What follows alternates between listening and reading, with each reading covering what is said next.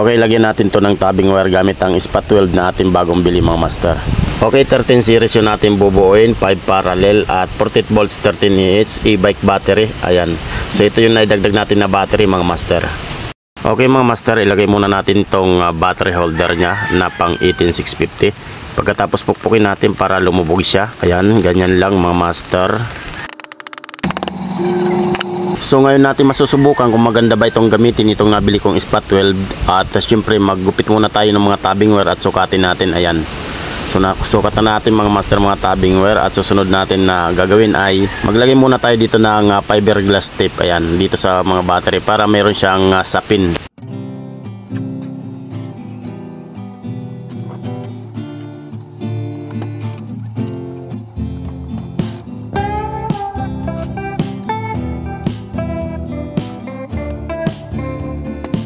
At ayan, umpisa na tayong mag-spot. So dito masusubukan kung maganda ba itong gamitin.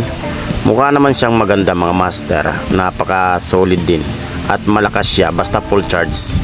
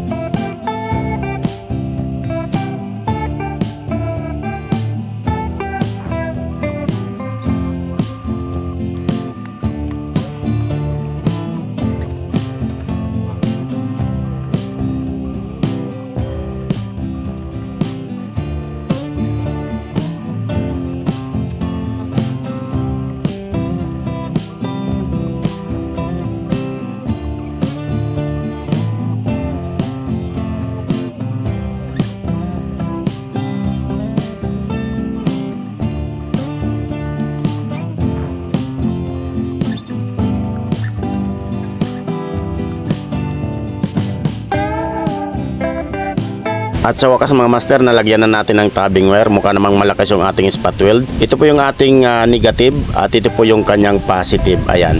Sa sunod na upload mga master, abangan nyo po at lalagyan na natin to ng BMS at saka active balancer. So sa ngayon, hanggang dito na lang po muna yung ating video. Bagamat mahaba na, maraming salamat sa inyong solid na panonood dyan.